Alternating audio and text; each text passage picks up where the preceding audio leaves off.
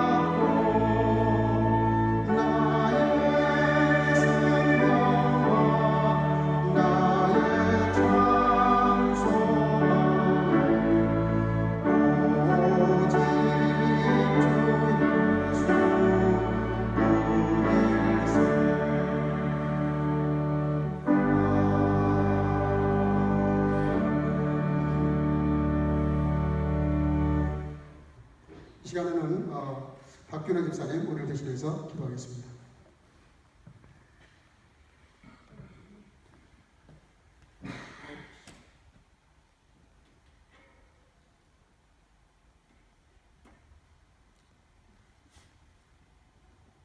다 같이 기도 드리시겠습니다.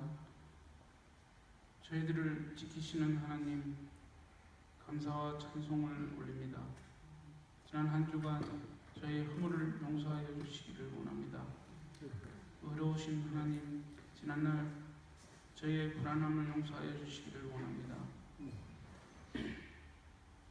거룩하신 하나님, 죄 많고 섞인 세상 속에서 더러워진 저희 마음과 영혼을 이 시간 머리 숙여 회개합니다. 성결케 하여 주시옵소서. 오늘도 주의 전에 나와 머리를 숙이며 기도하는 저희 모두에게 축복해 주시고 주님의 품 안에 품어주시기를 원합니다. 때론 세상의 삶 속에서 이리 뛰고 저리 뛰며 불안해하고 초조했던 저희 마음이 평안을 얻게 하시며 참 안식을 찾을 수 있는 귀한 시간이 되게 하여 주시옵소서. 긍휼히 여기는 하나님, 세상 돌아가는 것이 너무나도 어둡습니다. 장기적 코로나 바이러스로 인한 염려와 근심, 한숨의 소리와 탄식, 불평과 불만, 원망과 시비, 억울한 일들이 사라지지 않고 있습니다. 저희들을 고통으로 밀어넣고 있습니다. 이 안타까운 세상을 주님의 섭리 가운데 건져주시기를 원합니다. 오늘 이 시간 주님 앞에 예배할 때 세속에 물든 습관으로 예배하지 않게 하시고 정직한 심령으로 온전히 예배드릴 수 있도록 도와주시옵소서. 주의 말씀을 전하시는 한은선 목사님을 기억하시고 권세 있는 말씀을 전하시기에 부족함이 없도록 성령께서 붙들어 주시옵소서. 교회에 속한 각 부서에서 섬기는 성도님들을 기억해 주시고 연약해지는 부서들이 없게 하시고 풍요로운 열매를 거두는 복된 부서들이 되게 하여 주시옵소서. 또한 주의를 섬기지 못한 지체들을 기억하시고 어느 곳에 있던 주님께서 저들의 사정을 아시오니 긍휼히 여겨 주시옵소서. 예배의 시종을 주님께 맡기오며 예수 그리스도의 이름으로 기도드립니다. 아멘.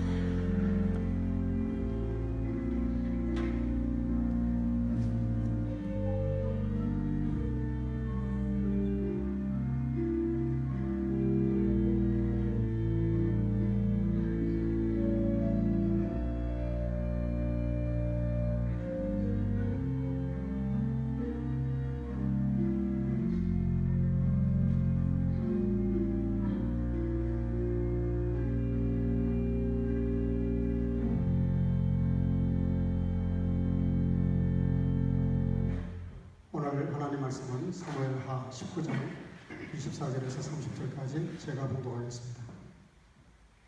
사울의 손자 무비보셋이 내려와서 왕을 맞으니 저는 왕이 떠난 날부터 평안히 돌아오는 날까지 그 발을 맵시내지 아니하며 그 수염을 깎지 아니하며 옷을 빨지 아니하였더라.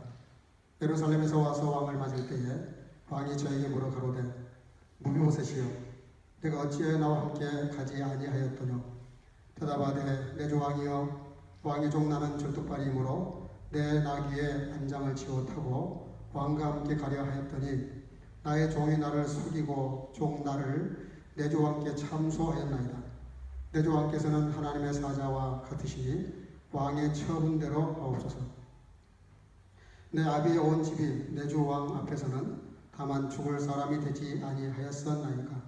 그러나 종을 왕의 상에서 음식 먹는 자 가운데 두셨사오니 내게 오히려 무슨 오름이 있어서 다시 왕께 부르짖을 수 있사오니까.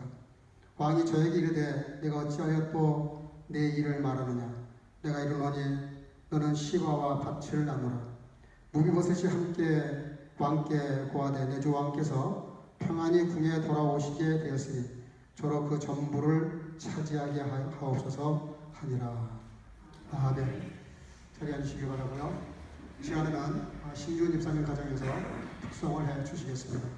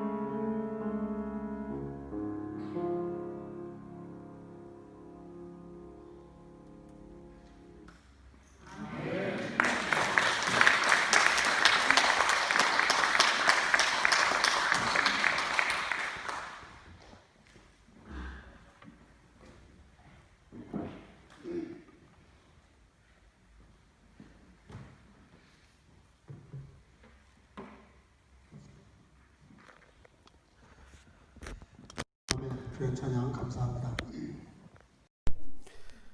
우리가 잘 아는 스티븐 갑이라고 하는 분이 성공하는 사람들의 7가지 습관이라는 책을 써서 굉장히 그 베스트셀러가 된 적이 있습니다.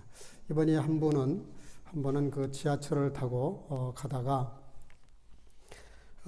중년 남자가 한 아이를 데리고 탔는데 마치 그 아이는 이렇게 왔다 갔다 뛰어노는데 그 아버지가 마치 자기 옆에 이렇게 앉았습니다. 근데 그 아버지와 아이가 기차를 타는 순간부터 기차 그 칸이 수라장이 됩니다. 그래가지고 이 아이가 그냥 정신없이 왔다 갔다 뛰어다니면서 또 여러 사람들과 부딪히면서 상상할 수 없는 그런 일들이 갑자기 벌어집니다. 근데 그 스티븐 갑이 그 자기 옆에 있는 그 아버지에게 참다 못해 한마디 합니다. 당신의 아들이 지금 저렇게 온통 이 지하철 칸을 수라장을 만드는데 뭔가 좀 어떻게 해야 되지 않겠냐고 그렇게 조심스럽게 말을 건넵니다.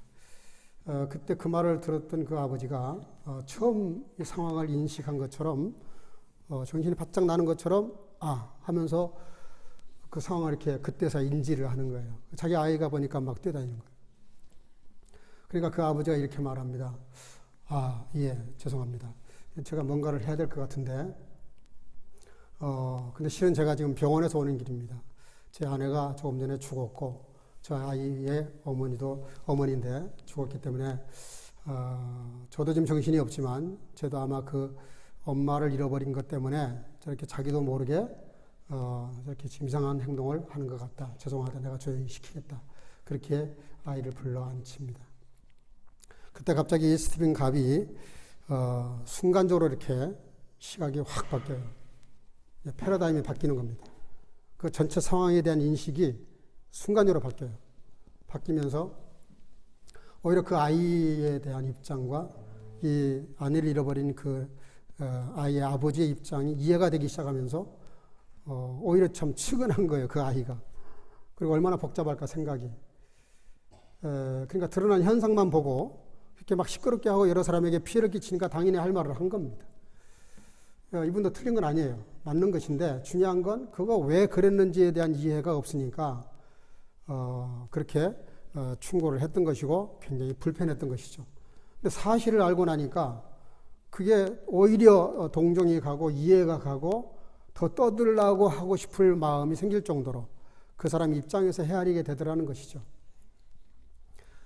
이 패러다임이라고 하는 이 관점이라고 하는 것은 대단히 중요합니다. 어떤 입장을 갖느냐 하는 거예요. 세상이 이렇게 시끄럽고 어렵고 문제가 많고 여러 가지 사건을 우리가 만나게 됩니다.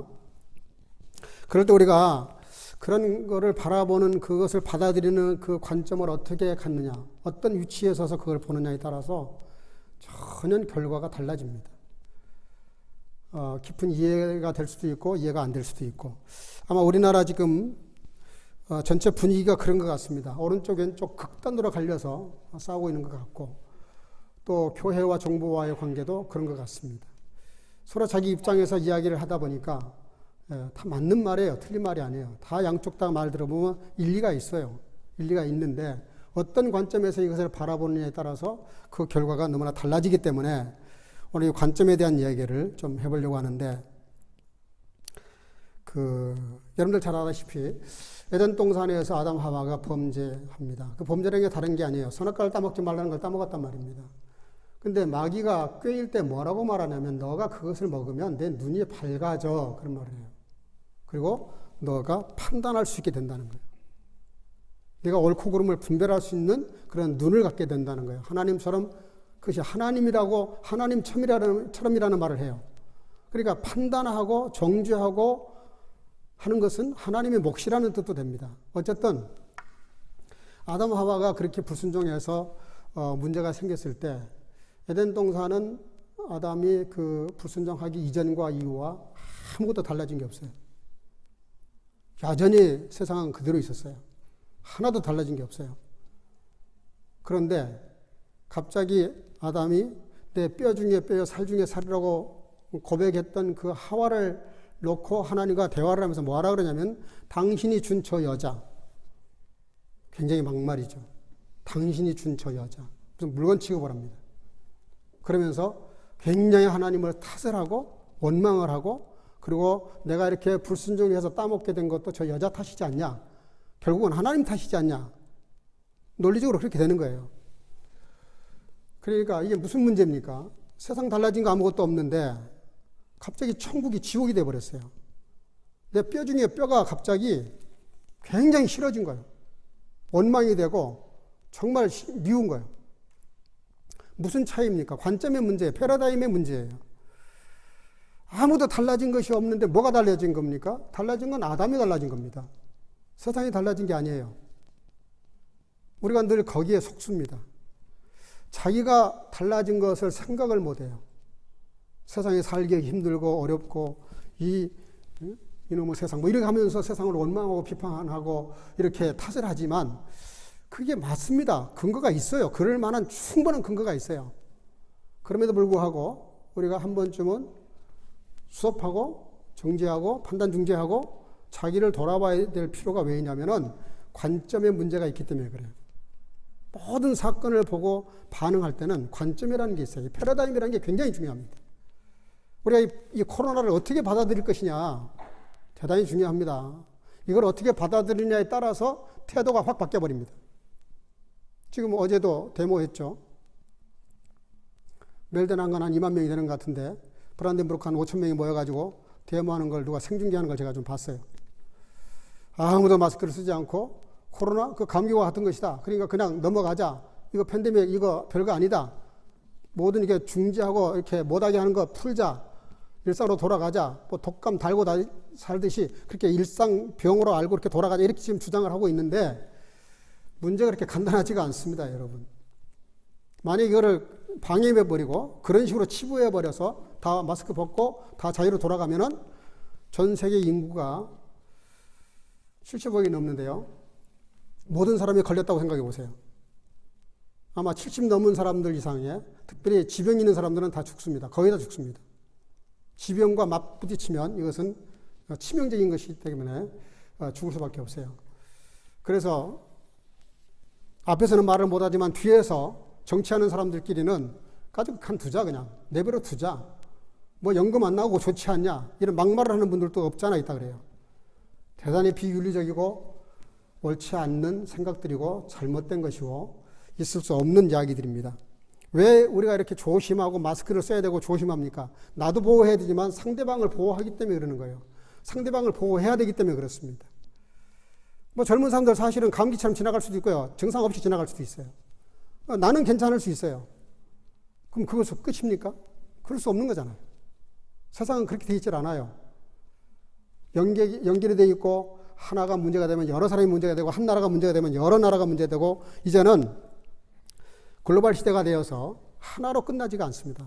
많은 여파가 있고 파장이 있고 그걸로 인해서 생겨지는 많은 문제들을 감당할 수가 없기 때문에 정부라고 그걸 모르겠어요. 그러나 그럼에도 불구하고 지금 그렇게 철저히 방역을 하는 이유 중에 하나는 그 결과를 알기 때문에 그렇습니다. 여러분, 가데스 바네아에 왔을 때 이스라엘 백성들이 12지파에게 한 사람씩 대표를 나오라 그래가지고 가나안 땅을 정탐을 하게 해요. 입성하기 전에 먼저 정탐꾼을 보내서 한번 알아보자 상황이 어떤지. 요즘 말로 말하면 간첩을 보낸 겁니다. 정탐하고 돌아와가지고 12명이 보고를 하는데 10명이 뭐라고 말을 합니까? 민수기 13장 14장에 잘 나와 있는데요. 10명이 뭐라 그러냐면은 우리는 그 사람들을 칠 수 없다. 그런데 2명은 뭐라 그러냐면은 우리가 그 땅을 취하자 그래요. 그 땅은 너무 강하고 견고해서 우리하고는 게임이 안 된다. 근데 2 사람은 뭐라 그러냐면은 두려워하지 말아라. 그렇게 말합니다. 또 10명은 뭐라 그러냐면은 땅을 굉장히 악평을 해요. 못 쓸 땅이라고. 근데 2 사람은 그렇게 말하지 않아요. 굉장히 비옥한 땅이고 기름진 땅이라고. 젖과 꿀이 흐르는 땅이라고. 그렇게 말을 합니다. 10명은 뭐라 그러냐. 신장이 장대하다. 그래서 우리가 꼭 그 사람하고 비교하면 메뚜기 같다. 그렇게 평가를 해요. 근데 2 사람은 뭐라 하냐면은 그래 키가 크고 육체인 건 맞지만 그들에게서 보호자가 떠났고 그들은 우리의 밥이다. 여호와는 우리와 함께 하신다. 라고 말을 해요. 똑같은 시간에 똑같이 가서 정탐을 하고 왔는데 왜 그렇게 평가가 확 달라질까요? 왜 가자 그러고 가지 말자 그럴까요? 왜 우리가 충분히 이길 수 있다고 말하고 왜 우리가 메뚜기 같다고 말할까요? 패러다임의 문제예요. 그걸 어떻게 받아들이냐에 따라서 근데 문제는 10명이 그렇다면 10명이 그렇게 평가를 하는 거예요. 하나님이 오직이나 답답했으면은 내 귀에 들린 대로 내가 해주마. 그게 뭐예요? 아무것도 나지 않는 그 마른 땅 사막에서 매일 굶지 않고 메추라기와 만나를 주시고 반석을 터서 물을 주시고 기적 같은 삶을 40년 동안 살았음에도 불구하고 부정적인 사람들 12명 중에 10명 정도는 늘 원망과 불평이 끊이질 않아요. 불행은 누가 주는 것이 아닙니다. 따지고 보면 자기가 만들어내는 거예요. 자기가 스스로 불행한 존재가 되는 거예요. 그런데 정말 하나님의 뜻을 헤아려서 하나님의 관점에서 그걸 받아들이는 사람은 둘밖에 안 된다는 것이 문제예요. 여러분들 오늘 말씀을 듣는 가운데 여러분들이 그 2 사람 중에 하나가 될 수 있기를 바랍니다. 10사람 중에 하나가 되는 날이면 우리 인생은 정말 불행한 거예요. 어리석은 거예요. 결국은 가나안 땅을 정복을 합니다. 그 10사람들에 의해서 모세와 여호수아와 갈렙은 돌 맞아 죽을 뻔했어요. 그 정도로 패러다임의 문제는 중요한 것입니다. 이 땅에 메시아가 오셨습니다. 예수님이 오셨어요. 그분의 말씀을 하나하나가 들을 때 너무 정말 기가 막힌 말씀을 하시는 거예요. 앞뒤에 딱딱 들어만 일뿐만 아니라 하늘의 말씀이니까 얼마나 신비한지 몰라. 다 그냥 넋을 놓고 그 말씀을 듣고 결단을 하고 영접을 합니다. 근데 소위 종교 지도자들이라고 말하는 바리새인들과 장로들과 서기관들이 예수님을 메시아로 보는 것이 아니에요. 그분을 받아들일 때 정치적인 관점에서 그를 봅니다. 이 양반이 우리 자리를 뺏으러 왔나? 뭐지? 사람들이 거기 몰려가니까 막 시기 질투가 나면서 견딜 수가 없는 거예요. 결국은 어떻게 됩니까? 정치적인 그런 프레임을 확 씌워가지고 예수님을 정치적으로 몰고 가기 위해서 여러 번 질문하죠. 세금 문제를 가지고 이것이 세금을 바치는 게 맞습니까? 안 바치는 게 맞습니까? 예수님 뭐라 그래요? 가이사의 것은 가이사에게, 하나님의 것은 하나님에게. 그게 뭐예요? 종교 분리입니다. 정치와 종교를 분리하신 거예요. 빌라도가 예수님을 신문했는데 죄를 찾지 못했다는 거예요. 그 사람은 정치적인 사람입니다. 근데 왜 죄를 못 찾습니까? 예수님은 정치적인 발언을 하신 적이 없어요. 하나님의 나라의 일을 말씀하셨고 복음을 말씀하셨지 진리를 말씀하셨지 세상 정치? 그때도 독립군이 있었고요. 죄송합니다. 지금 요즘 한국에서 막 떠들고 있는 어떤 그 목사님보다 훨씬 더 과격하고 훨씬 더 힘이 있는 그런 독립군들이 있었어요. 예수님이 그들과 합세해서 로마를 뒤집어 엎어버리고 식민지에서 이렇게 자유 얻고 싶은 마음이 없었겠습니까? 예수님은 그것 때문에 오신 분이 아니에요. 저는 가끔 목사님들이 정치적인 행실을 하는 걸 보면 저분이 진짜 거듭난 사람일까 의심이 가요. 대단히 조심스럽지만 의심이 가요. 정말 복음을 이해했다면, 정말 예수 그리스도의 정신을 알았다면, 정말 그분이 진리를 이해했다면 어떻게 저런 막말을 할 수 있을까? 어떻게 저런 정치적인 발언을 할 수 있을까? 여러분, 교회는 정치 집단이 절대로 아닙니다. 세상에 어떤 힘을 모아서 어떤 세력을 만들어서 반정부를 하고 대통령을 끌어내리고 심지어 독재, 로마 네로 황제는 나중에 기독교인들이 다 뒤집어 씌워가지고 화형장에 집어넣고 사자굴에 집어넣고 원형극장에서 사자 밥을 만들었죠. 그럴 때도 기독교인은 한 사람도 정치적인 발언을 한 사람이 없어요. 그냥 예수님의 이름으로 순교할 뿐이에요. 지난주에 말씀드렸지만 오른편 뺨을 때리면 왼편을 갖다 대는 그런 식이에요. 정치적인 발언을 하지 않아요. 교회는 거기에 힘이 있는 것이 아닙니다. 하나님의 나라는 그것이 아니에요. 복음을 제대로 이해했다면 그럴 수가 없는 거예요. 예수님의 십자가의 죽음을 이해했다면 그럴 수가 없어요. 예수님 왜 죽으세요? 사람이 지은 죄 때문에, 사람들이 잘못한 것 때문에, 그 죄 때문에 죽으시잖아요.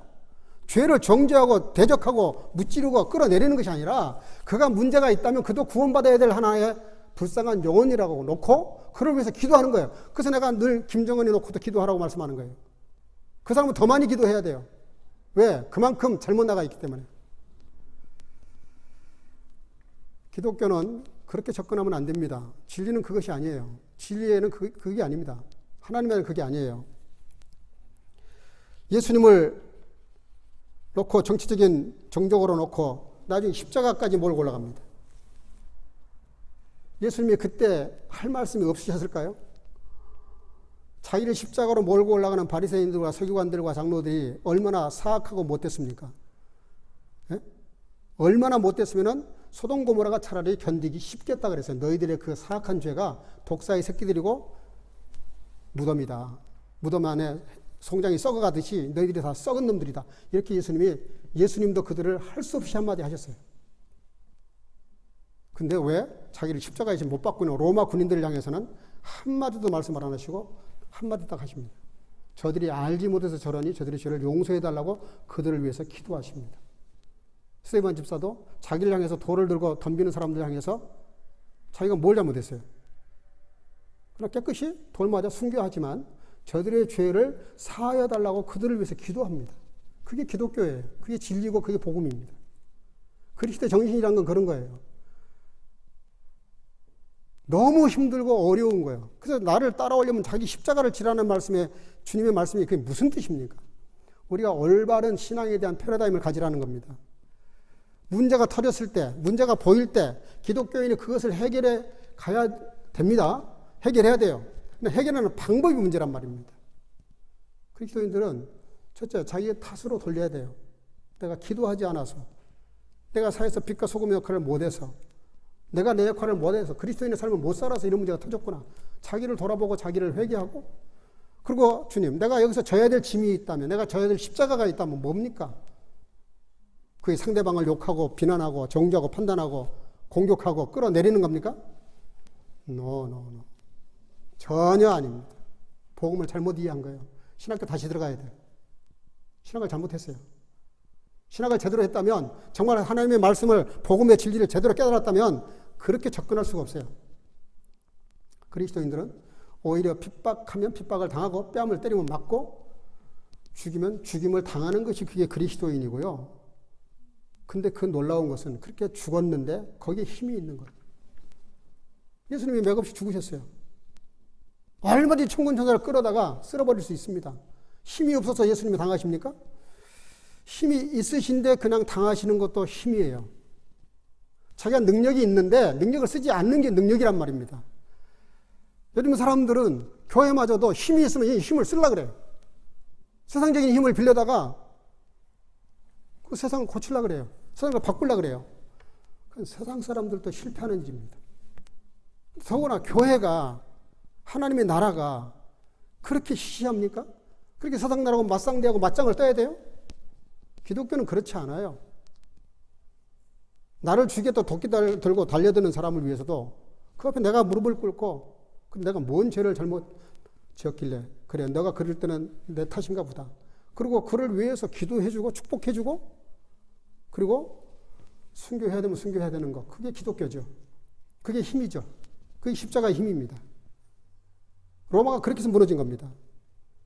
그렇게 해서 로마가 기독교 국가가 됐어요. 혁명을 하고 데모를 하고 전쟁을 해서 된 게 마사다 항전 아시죠? 제가 그 마사다 현장을 가봤어요. 얼마나 완벽한 요새인지 몰라요.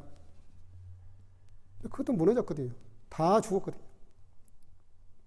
여러분들, 기독교에 대한 관점을 바로 가져야 됩니다. 오늘 제가 읽어드리는 말씀은 이런 말씀에 대한 것인데요. 제가 언젠가 다윗이 무비보셋을 바라보는 패러다임에 대해서 설교한 적이 있어요. 무비보셋을 사울의 손자로 볼 거냐, 자기 친구 절친 요나단의 아들로 볼 거냐에 따라서, 어떻게 받아들이냐에 따라서 결정이 달라져요. 근데 오늘 본문은 뒤집어서 무비보셋이 다윗을 바라보는 관점을 좀 생각해 보려고 그래요. 무비보셋이 다윗을 바라보는 관점. 이게 대단히 중요합니다. 여러분들 잘 아는 대로 무비보셋은 장애인이었어요. 그 장애인이 될 수밖에 없었던 이유가 있는데, 이 다윗 왕가는 사울 왕가와 떼놓고 말할 수가 없을 정도로 얽혀 있어요. 서로 얽혀 있는데, 이 기브아 전투에서 사울 왕가가 다 죽습니다. 사울 왕도 죽고요, 요나단도 죽고요, 다 죽어요. 근데 하나 딱 남은 사람인데 이스보셋이 하나 남습니다. 그 이스보셋이 이제 무비보셋의 숙부인데, 근데 이 사람이 정통성을 주장해요. 내가 사울 왕가의 족통이다. 무비보셋은 이미 장애인이고 안 되니까 내가 왕이 돼야 되겠다. 그래서 옆에 사람들이 이렇게 그 사람을 이렇게 추대해요. 거기에 기분이 들떠가지고 자기가 임금이 되겠다고 하니까 다윗을 대적을 합니다. 근데 얼마나 우습게 끝나버리냐면은 그 부하들이 잠자는, 낮잠을 자고 있는 그를 살해해버립니다. 암살해버립니다. 자, 이제 딱 하나 남았는데 무비보셋이 하나 남은 거예요.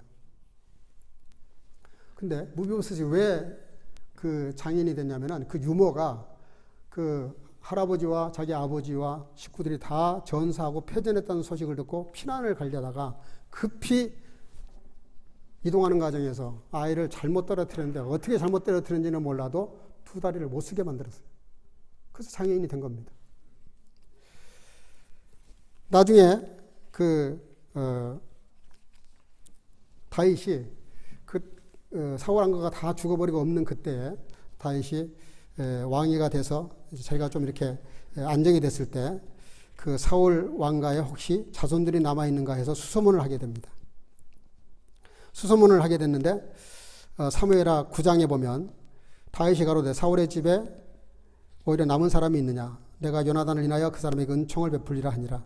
왕이 저에게 묻되 그가 어디 있느냐 시바가 왕에게 고하되 로드발 암미엘의 아들 미갈의 집에 있나이다.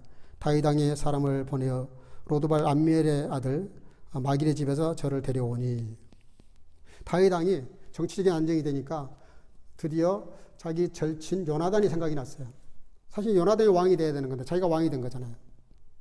그래서 혹시라도 남은 가족이 있다면 내가 챙겨야 되겠다. 찾아보니까 딱 한 사람 남았는데 절름발이 장애인 무비보셋이 남아 있습니다. 그를 찾아가지고 왕이 식탁에 앉게 해요. 같이 밥을 먹어요. 그리고 얼마나 그 무비보셋을 챙기는지 몰라요. 그런데요, 그렇게 생활하고 있던 어느 날 갑자기 예기치 않은 사건이 벌어집니다. 그것이 뭐냐면은 다윗의 아들 압살롬이 반란을 일으켜요. 쿠데타를 일으킵니다. 다윗 임금은 잘했는지 모르겠지만 그 자식 교육은 실패한 것 같아요. 그 자식들이 워낙 말썽을 많이 불려요. 근데 압살롬이 반란을 일으킵니다. 반란을 이렇게 할 수 없이 다윗이 피난을 갈 수밖에 없게 됐어요. 왜냐? 싸울 수 있죠. 근데 싸우자니 아들하고 어떻게 아버지가 싸웁니까? 그러니까 할 수 없이 아버지가 피난을 가요. 그 피난을 가는데 무비보셋도 같은 식솔이잖아요. 같은 식구니까 무비보셋도 다윗을 따라가려고 챙겼는데 말을 준비하고 안장을 준비했는데 그 무비보셋에게 그 재산을 다 돌려주면서 집사 하나를 붙여줍니다. 재정 관리를 하나 붙여줘요. 그게 시바예요. 그게 사울의 종이었습니다. 사울의 종이니까 그 손자를 얼마나 잘 챙길까 해서 그 사람을 임명했던 건데 이 친구가 장난을 칩니다. 어떻게 장난을 치냐면은 무비보셋에게는 그냥 거기 있으라 그래요. 있으라 그러고 사울에게 잔뜩 선물을 싸들고 쫓아가서 그걸 상납하면서 뭐라 그러냐면은 뭐라 그러기 전에 다윗이 물어봐요. 너 왜 혼자 왔냐? 그랬더니 이 시바가 이상한 말을 합니다. 내가 같이 가자 그랬는데 무비보셋이 자기가 사울 왕가에 유일하게 남은 적자이기 때문에 자기가 나라를 차지하겠다고 예루살렘에 남았습니다. 이러고 모함을 해요. 참 있어서는 안 될 일이 벌어진 겁니다. 그러니까 이 시바라는 사람이 아주 간교하고 교활한 사람이에요. 무비보셋한테는 잘하고 또 다윗에게 가서 잘하고 그래서 결국은 어떻게 되냐? 다윗이 갑자기 그 말을 듣는 순간 정황이 없었겠지만 물론 화가 나니까 무비보셋의 재산을 내가 돌려줬는데 네가 다 가져라. 물론 다윗도 경솔을 했어요. 좀 알아봐야 되는데 알아보지도 않고 그냥 화가 나니까 내뱉은 거예요. 그러니까 결국은 무비보셋이 이상한 처지가 되어버렸습니다. 근데 드디어 반란이 진압이 되고 다시 이제 다윗이 돌아오게 됩니다. 그때 무비보셋이 만사 다 제껴놓고 홍해까지 나가서 다윗 왕을 영접을 해요. 그때 다윗이 묻습니다. 너 왜 그렇게 했냐? 그때 무비보셋이 이야기를 합니다. 왕이여, 그것이 아닙니다. 그것이 아니라 그가 그 시바가 누명을 씌워서 모함을 해서 내가 그렇게 되었는데 그것이 아닙니다라고 이렇게 해명을 하는데 그 무비보셋이 가만히 이렇게 보니까 그 몰골이 말이 아니에요. 수염도 깎지 않고 온 몸도 거지처럼 옷도 더럽고 발은 말할 것도 없고 알고 봤더니 오늘 본문에 나옵니다. 24절 다윗 왕이 피신하여 곤란한 시간을 보내는 동안 무비보셋이 어떻게 하고 있었는지를 기록하고 있어요. 사울의 손자 무비보셋이 내려와 왕을 맞으니 그는 왕이 떠난 날부터 평안에 돌아온 날까지 그의 발을 맵시내지 아니하며 수염을 깎지 아니하며 옷을 빨지 아니했더라. 이게 무슨 얘기냐면요. 다윗 왕이 지금 아들 압살롬에게 반역을 당해가지고 피난길을 떠났습니다. 얼마나 체면이 깎이고 위신이 깎인지 몰라요. 세상에 반란을 일으킬 사람이 없어서 그 집안에서 아들이 그렇게 반란을 일으켰으니 얼마나 그 위상이 흔들리겠습니까? 근데 이 무비보셋에게는 지금 절호의 찬스입니다. 왜냐하면 임금이 이미 밖에 나가 있고 유신은 다 땅에 떨어졌고 그런데 압살롬도 죽었어요.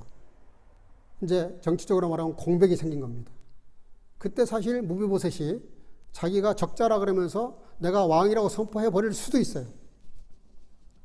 근데요, 무비보셋의 그 훌륭한 점이 뭐냐면은 다윗 왕이 어려운 일을 당한 그 순간부터 다윗 왕이 이런 고생을 할 거라고 상상을 하면서 씻지도 않고 발도 씻지 않고 옷도 빨지 않고 수염도 깎지 않았다는 거예요.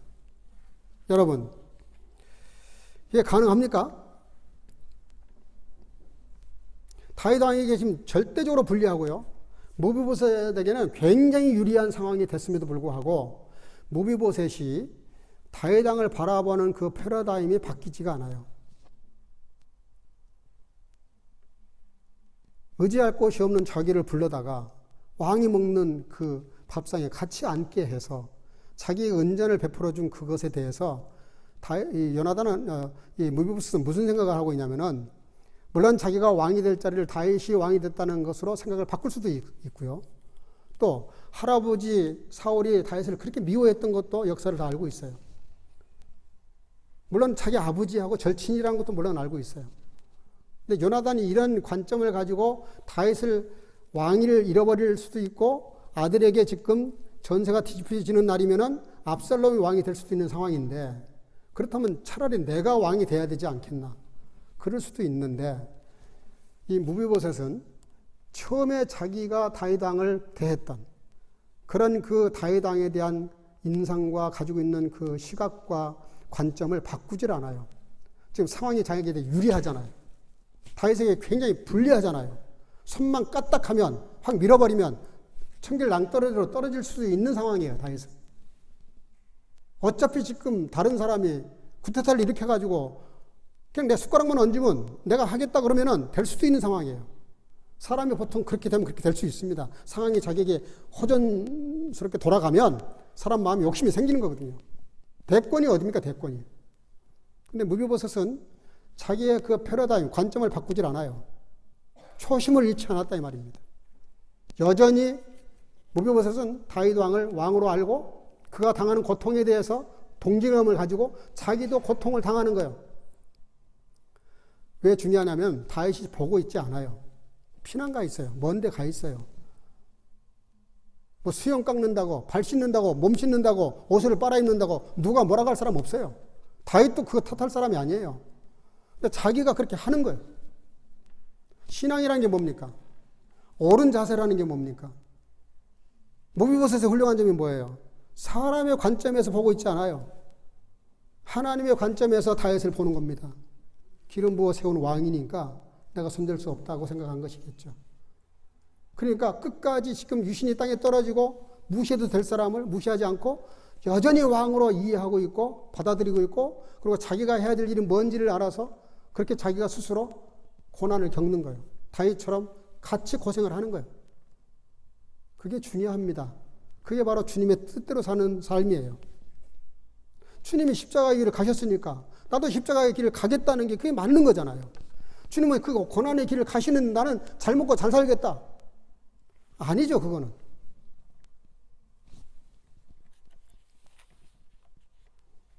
두 번째는 25절, 27절에 나오는데요. 예루살렘에서 왕을 맞을 때 왕이 그에게 물어가로되 무비보셋이여 내가 어찌하여 나와 함께 가지 아니하였더냐 하니 대답하되 내 주 왕이여 왕의 종인 나는 다리를 절물어 나귀에 안장을 지워 그 위에 타고 왕과 함께 가려고 하였더니 내 종인 나를 속이고 종인 나를 내 주 왕께 모함하였나이다. 내 주 왕께서는 하나님의 사자와 같으시니 따라합시다. 왕의 처분대로 하옵소서. 여러분들 얼마나 억울했겠습니까? 자기가 그런 게 아닌데 할아버지의 그 종인 시바가 자기를 속이고 자기 속인 것까지는 이해하겠는데 다윗에게 가가지고 그 모함을 했단 말입니다. 더더군다나 나라를 차지하려고 왕이 되려고 한다는 말은 무슨 얘기냐면 반역을 한다는 뜻이잖아요. 그러면 죽을 수도 있어요. 다윗이 죽일 수도 있어요. 무비보스를 죽일 수도 있다고요. 죽음의 자리로 집어넣은 겁니다, 지금 시바가. 근데 그 무비보셋이 지금 뭐라고 말하냐면은 문장이 좀 이상해요. 그러니까 내 주 왕께서는 하나님의 사자와 같으시니 왕이 처분들어 하옵소서, 이 말이 나오면 안 되고요. 그가 나를 모함하였나이다. 그를 죽이소서, 이래야 맞습니다. 시바를 죽이라고 하는 게 맞아요. 나는 억울한 일 당했는데 내 억울함을 신원하는 게 맞습니다. 풀어달라고.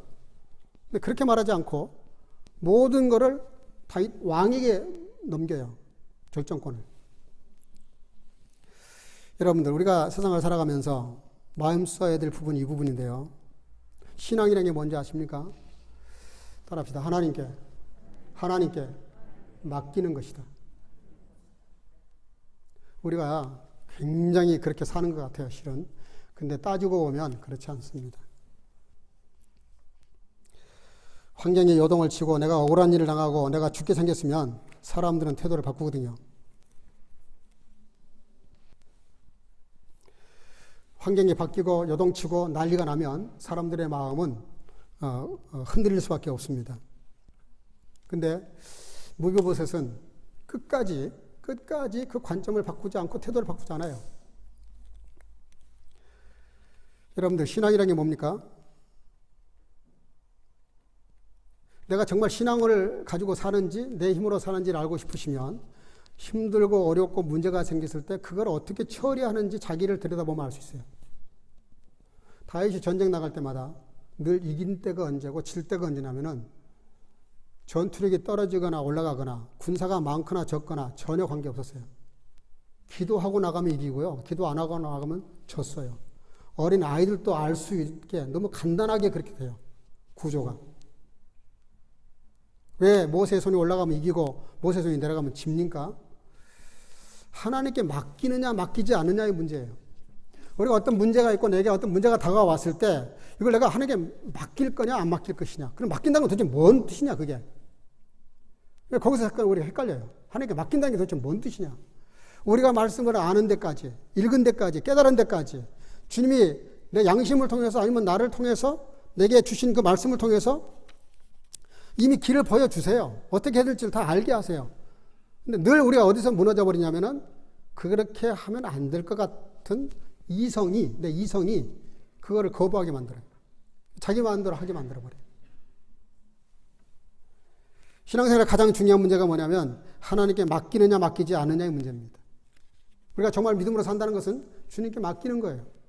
이 시대를 맡기고 이 상황을 맡기고 이 형편을 맡기고 이 사건을 맡기고 내 모든 일들을 주님께 맡기는 거예요. 맡기고 주께서 말씀하신 말씀을 따라서 순종하는 것이죠. 세 번째, 다윗 왕이 그렇게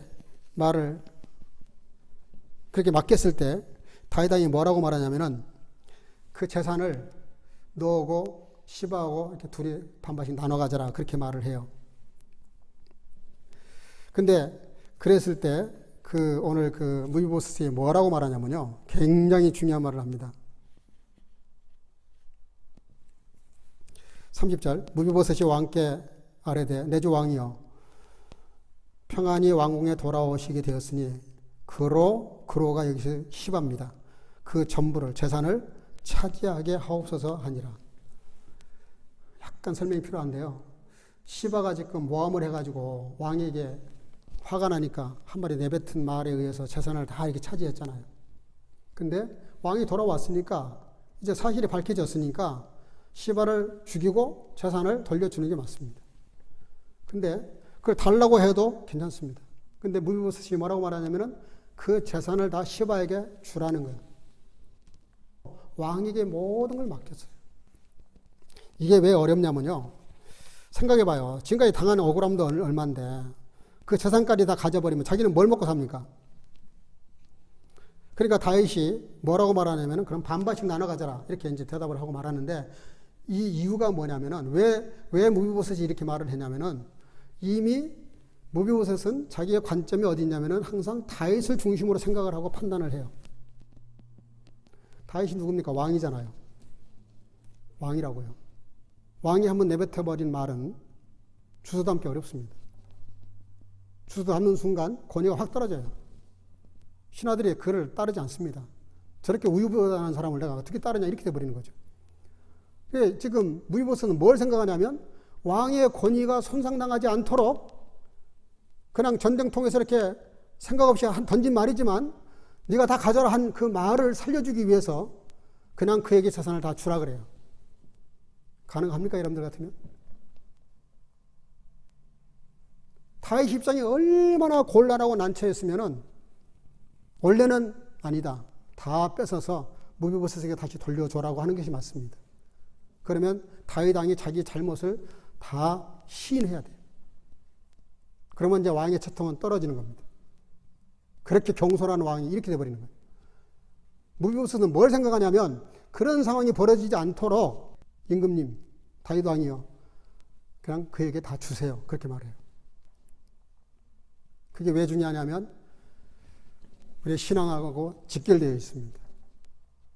우리가 늘 하나님 말씀을 따라 산다고 하지만 하나님을 존중하지 않아요. 하나님의 입장을 이해하지 않아요. 하나님이 어떻게 되시든 말든 십자가 돌아가셨든 말든 그냥 내가 지금 얻어야 될 것, 구해야 될 것, 성취해야 될 것 내가 떼거지를 써요. 하나님 입장을 전혀 생각을 안 해요. 신앙이란 게 뭡니까? 신앙이라는 말은 글자 그대로 하나님을 신뢰하는 것이고 하나님의 입장을 이해하고 하나님의 뜻대로 산다는 말은 하나님이 원하는 대로 하겠다는 뜻이에요. 여러분 우리가 신앙생활을 하면서 주님이 나를 위해서 나를 위해서 예수님을 십자가에 못 박아 죽게까지 하셨는데도 불구하고 우리는 지극히 작은 것에서도 얼마나 이기적인지 몰라요. 그 이기적인 것이 어디서 나옵니까? 결론인데요. 관점이 나를 중심으로 한 관점이기 때문에 그렇습니다. 하나님을 믿어도 내 관점에서 하나님을 믿어요. 하나님을 따라도 내 이익이냐 손해냐를 따져가면서 하나님을 믿어요. 그러니까 우왕좌왕하는 겁니다. 패러다임이 잘못되어 버린 거예요. 오늘 무비보셋은 정말 성도가 가져야 될, 하나님께 가져야 될 정말 정확한 자세를 갖고 있어요. 그게 뭐냐면 다윗 임금 중심으로 모든 걸 생각한다는 것이고 다윗 임금이 어떻게 생각하든지 그대로 받아들이겠다는 것이고 다윗 임금 관점에서 그 패러다임을 가지고 모든 걸 판단하고 모든 걸 결정하고 모든 걸 따라가고 순종을 해요. 너무 훌륭하지 않습니까? 저는 성경 이렇게 읽으면서 말씀 준비하는데 진짜 막 가슴이 막 뜨거워지더라고요. 무비보셋이 이렇게 훌륭한 사람이고 이렇게 훌륭한 사람이고 어떻게 이런 패러다임을 가질 수가 있었을까? 한 번은 강감창 장군이 거란군을 급하고 돌아오는데 현종이 너무 기분 좋아가지고 보선보러 나가서 환영을 한 다음에 연회를 베풀었어요. 근데 이제 연회가 막 무르익어 가는데 밥을 먹으려고 강 장군이 이렇게 뚜껑을 열었는데 여는 순간 이상한 걸 느껴요. 밥이 없어. 빈 밥그릇이야. 얼른 닫아요. 그리고 임금님께 죄송하지만 제가 잠깐 소피 좀 보고 오겠다고 그렇게 양해를 얻고 나가면서 그 옆에 있는 내시에게 길 좀 안내해달라고 불러내요. 그래서 살짝 모퉁이 돌아가가지고 귓속말로 말을 합니다. 이보게 내가 밥을 먹으려고 보니까 밥이 비어있는 빈 그릇인데 또 자네도 알다시피 그 임금님이 얼마나 그 성격이 급하신가.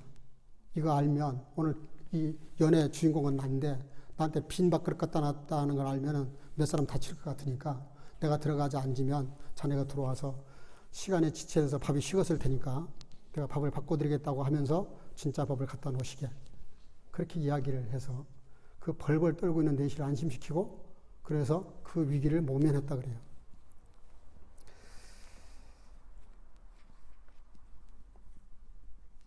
여러분 그리스도인으로 산다는 것은 뭐냐면요. 하나님의 관점에서 모든 걸 보고 그리고 내가 베풀 수 있는 것, 줄 수 있는 것, 나눌 수 있는 것을 최대한으로 나누고 다른 사람의 허물과 부족을 덮는 거죠. 덮어주는 거죠. 뚜껑을 까발려가지고 누가 이 빈 밥그릇을 갖다 놨냐. 그날 그러면 몇 사람이 이제 죽은 거죠. 예수를 안 믿는 사람들도 그런 마음을 가지고 살아요. 근데 오늘날 한국 교회와 그리스도인들이 너무 삭막해. 너무 손가락질하고 너무 정죄하고 너무 판단하고 너무 공격하고 무슨 세상 사람들보다 더 전투적이에요. 언제 예수님이 그렇게 가르치셨어요?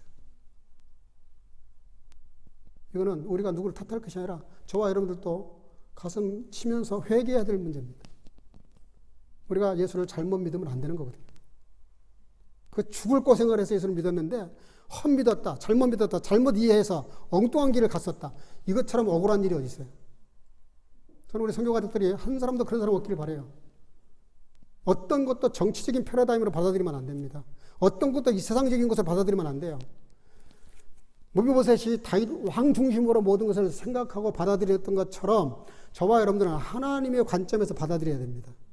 신앙적 관점에서 받아들여야 되고 예수님의 관점에서 모든 걸 받아들여야 돼요. 그런 패러다임을 가져야 돼요. 그럼 내가 뭘 해야 될지 금방 나와요. 자, 마지막 결론입니다. 무비보셋이 어떻게 된 줄 아십니까? 그가 낳은 자손들이 153명 이름이 그 다음에 나옵니다. 쭉 나옵니다. 비록 자신은 장애인인데 자손들은 용맹스럽고 용감하고 튼튼하고 그 베냐민 지파가 대를 이어가게끔 그렇게 그 집안을 일으켰어요. 무비보셋이 다윗 왕 사람에게 하나님의 도리를 가지고 했더니 복은 하나님이 직접 주셨다는 뜻입니다. 다윗 왕이 사람을 낳게 할 수 못하잖아요.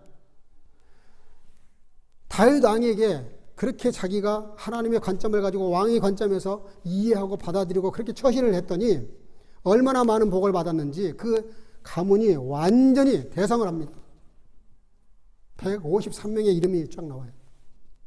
그 일부러 그렇게 기록을 합니다. 왜 그래요? 하나님의 마음에 맞게 행동을 하니까 하나님의 뜻에 맞도록 다윗을 통해서 우리에게 지금 교훈하는 게 그겁니다. 그랬더니 하나님이 무비보셋을 그렇게 축복하셨다는 거예요. 저라도 그럴 것 같아요. 다윗 왕이 얼마나 마음이 기뻤을까? 저는 그 생각을 해요. 무비보셋이 그렇게 행동했을 때, 그렇게 생각하고 그렇게 말을 했을 때 다윗 왕이 얼마나 마음에 감동을 받았겠어요. 아, 이 친구 참 대단한 친구네. 어떻게 저렇게 행동할 수 있고 저렇게 말할 수 있을까? 철저히 나를 중심으로 왕의 권위를 무너뜨리지 않으려고 애를 쓰고 헌신하고 희생하면서 끝까지 그 처신하는 모습을 봤을 때 다윗 왕이 얼마나 기분이 좋았을까? 자기가 한 그 실수한 말까지도 그것도 다시 주워담아가지고 번복하지 않도록 재산을 다 포기해서라도 임금의 처신을 세워주는 그 무비보셋이 다윗 왕이 얼마나 기분 좋고 얼마나 정말 감동을 받았을까? 신앙이 뭡니까? 우리가 하나님의 마음을 그렇게 감동시켜야 된다는 얘기예요. 하나님 보셨을 때 그래 네가 나 위주로 내 중심으로 생각하고 그런 패러다임을 가지고 받아들일 뿐만 아니라 그렇게 말을 하고 행동을 하니 내가 너를 어떻게 복주지 않을 수 있겠냐? 그게 신앙의 순리죠. 그게 따라오는 복입니다. 결론이 뭐냐면요.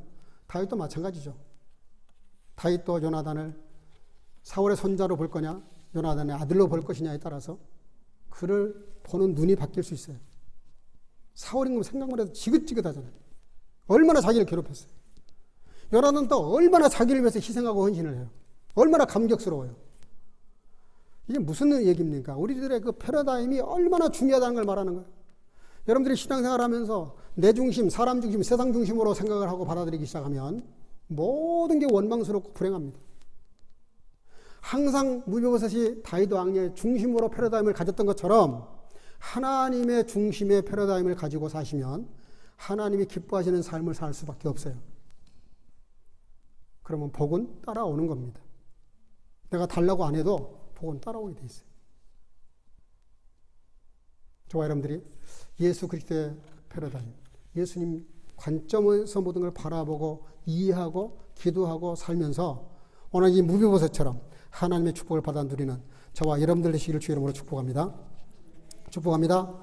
기도하겠습니다. 사랑과 은혜가 충만하신 아버지 하나님, 오늘 무비보셋을 통해서 그 무비보셋이 다윗 왕의 패러다임을 가지고 뭐든지 생각하고 말했던 그 모습을 보면서 오늘 그리스도인들이 그리스도를 따르는 사람들로서 주님 중심으로 생각하고 주님 중심으로 말을 하고 주님에 대한 패러다임을 옳게 가짐으로 아버지 하나님 예수 중심으로 살아가는 그리스도의 제자가 되어야 되겠고 하나님의 자녀가 되어야 되겠는데 오늘 온 성교가족이 이런 믿음을 가지고 무비보셋처럼 큰 축복의 길로 나아갈 수 있을 뿐만 아니라 하나님 중심적인 삶을 통해서 놀라운 역사를 만들어가는 귀한 삶으로 축복해 주시기를 간절히 소원하고 예수님의 이름으로 기도하옵나이다. 아멘. 찬송가 204장을 부르시겠습니다.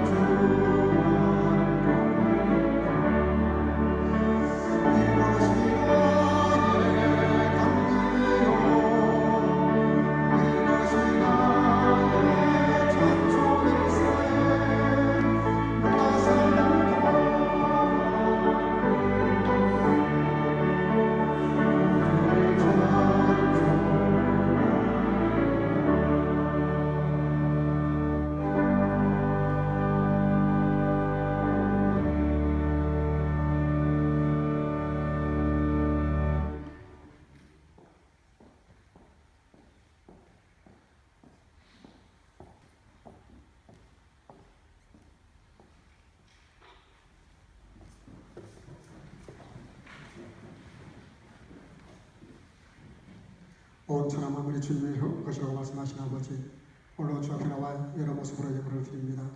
열애 안에 드리는 성도들 그 믿음대로 채우고 흔들고 또 채우셔서 넘치는 인생을 살 뿐만 아니라 많은 사람들을 부욕케 하고도 넉넉한 인생을 살아가도록 성경이 약속하신 대로 축복해 주시기를 원하옵고, 아버지 하나님, 또 이렇게 감사하는 주의 자녀들 그 감사를 통해서 더 큰 감사의 문을 열어가도록 깨달음과 은혜를 베풀어 주시기를 간절히 소원하옵고, 아버지 하나님 선교와 구제를 위해서 예물을 드리는 성도들, 아버지 그들의 기도대로 이것이 사용되는 것마다 복음이 힘있게 증거되어지게 하시고 하나님의 나라가 아름답게 증거되어질 수 있도록 역사하시기 원하오며, 또 아버지 주님의 몸을 드리는 성도들 함께 하셔서 오늘 주님과 동행할 뿐만 아니라 이 한 주간도 주님과 더불어 믿음으로 승리하게 하시고, 특별히 어린 생명들 믿음으로 잘 자라서 아버지 하나님 참으로 하나님의 나라의 일꾼, 하나님 나라의 참으로 존귀하게 쓰임받는 귀한 자녀들로 축복해 주시기를 간절히 소원하옵고 예수님의 이름으로 간절히 축복하고 봉헌하며 기도하옵나이다.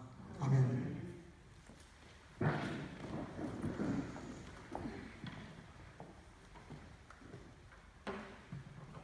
네, 몇 가지 안내 말씀을 좀 드리겠습니다.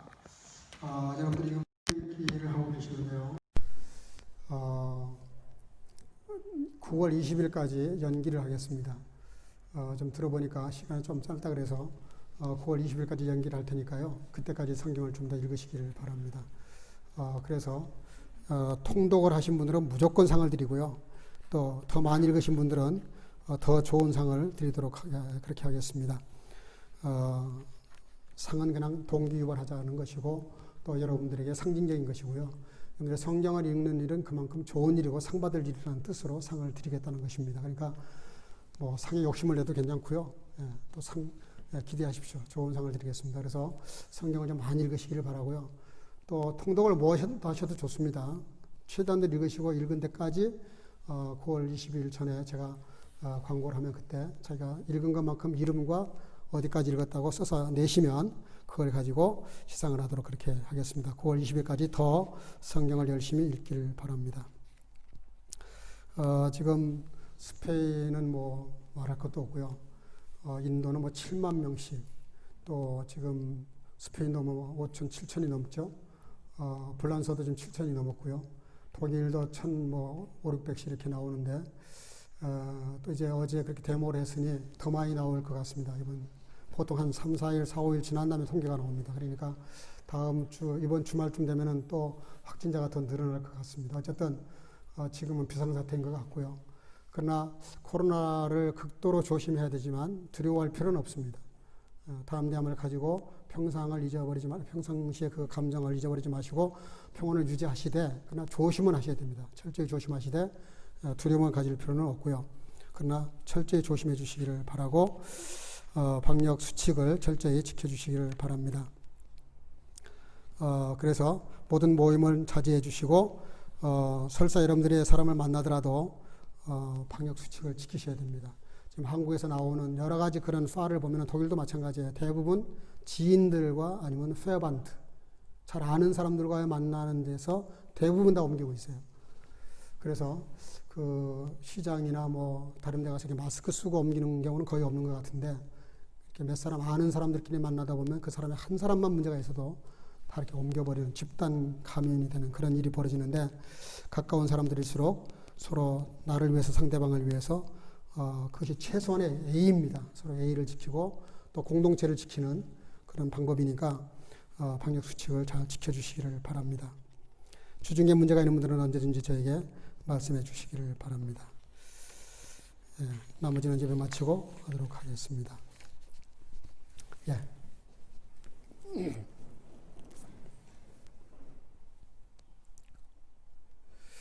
Mephibosheth sprach zum König, nehme ihn auch ganz dahin, nachdem mein Herr König mit Frieden heimgekommen ist. Der Herr segne dich und behüte dich. Der Herr lasse sein Angesicht leuchten über dir, sei dir gnädig. Der Herr hebe sein Angesicht über dich und gebe dir Frieden. Die Gnade unseres Herrn Jesus Christus und die Liebe Gottes und die Gemeinschaft des Heiligen Geistes sei mit euch allen. 아멘.